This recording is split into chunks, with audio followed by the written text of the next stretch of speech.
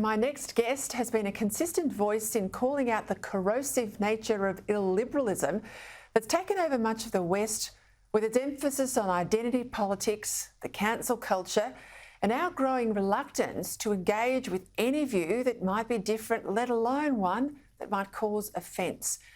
Not only is he willing to speak out in defence of the West, but he does so in a wonderfully sardonic way that's built him a legion of fans and silences, or at least confounds, his critics. He's got a Jewish and Russian heritage, a British upbringing, and experience as a comic, which makes Konstantin Kisin impossible to pigeonhole.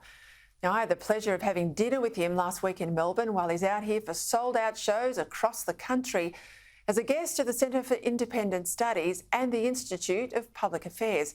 He was just so impressive when I met him, and I'm delighted to say, on the back of that, he agreed to join me here tonight. Konstantin, thank you for your time. I'm thrilled to have you on my program. I want to ask you now, it's been a week since we caught up. You've had a chance to get around the country. You've been speaking to thousands and thousands of Australians. I'm keen to hear some of your observations. I mean, what do you think is the biggest challenge we face, and how do we address it? Well, first of all, I've really enjoyed my time in Australia, and somebody asked me what my take on Australia is, and my view is it's a country that looks like America, full of British people who aren't miserable. So I've had a really nice time meeting people, talking to them. But I think it's a kind of good news, bad news scenario. I think the good news is that you're not anywhere near as far down the slippery slope as many other countries in the Anglosphere, including my own, the UK, America, Canada, etc. But I also think the bad news is you are on the same trajectory. So there is really no room for complacency.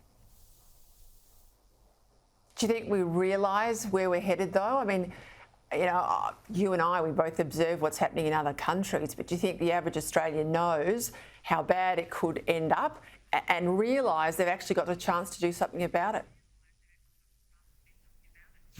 You know what? Honestly, I don't know, because the people who come to my shows obviously are aware of the situation, are aware of what's going on, and many are very concerned.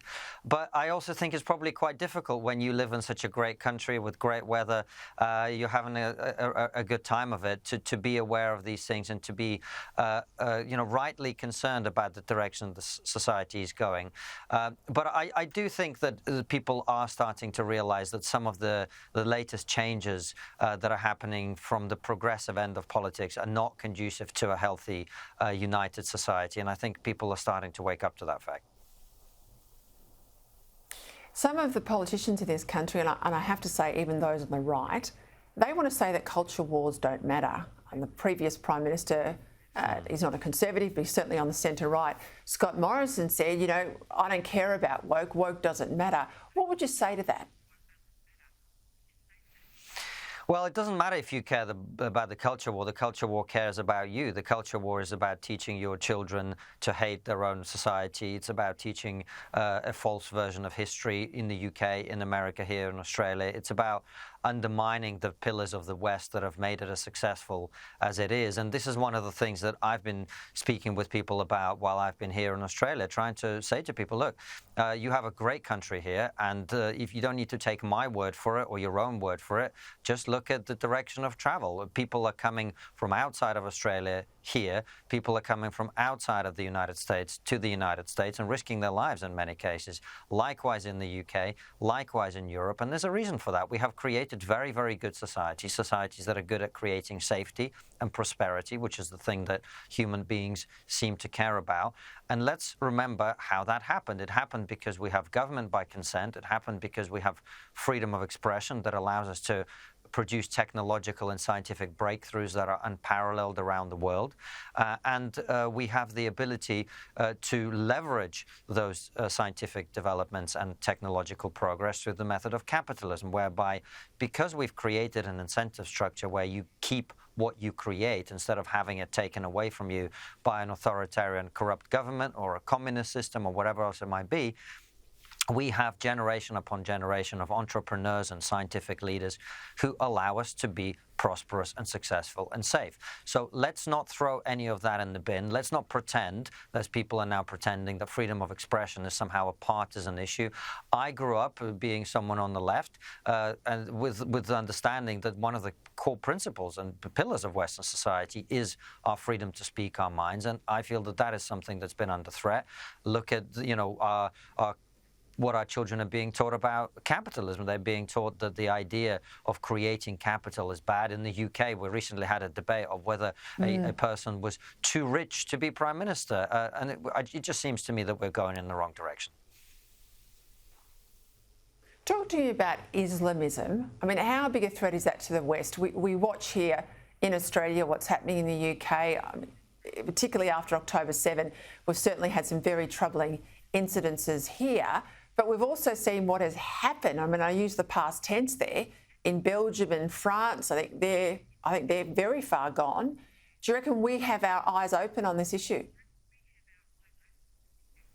Well, Islamism is a problem not only in the West, it's actually a problem in the Muslim world too. One of the things that's happened, and you see it show up in the scenes that we saw in Parliament in the UK a couple of weeks ago, is essentially we have imported the civil war that is raging within the Muslim world, where people who want a caliphate and who want Sharia law are fighting against people who want to live in nation states. And they're Muslims, they're socially conservative, but they have no intention of creating a tyrannical, authoritarian, religious, borderless society like the caliphate that some of these people want. And so what you saw in the scenes that we had in Parliament a couple of weeks ago is essentially that the Islamist tail is now wagging the Labour dog and is able to intimidate and threaten British parliamentarians into changing the rules by which they operate. This is very dangerous. We obviously saw the horrific scenes after October 7th here, where I'm sitting not far from here in Sydney. And I think people need to be aware that we can welcome people from all over the world, Muslims and Christians and people of many faiths. But when there are extremists among them, we have to be very careful to protect not only ourselves, but actually the Muslim community in this country and in Britain and in America from the extremists who would, very often when there's a terrorist attack that is committed by an Islamist happens, people say, well, Muslims are the biggest victims of terrorism. And it's true. And the reason is that these terrorists are extremists in that community who are killing their own people as well as the rest of us. So we've got to be very aware of this poison in our society, for sure.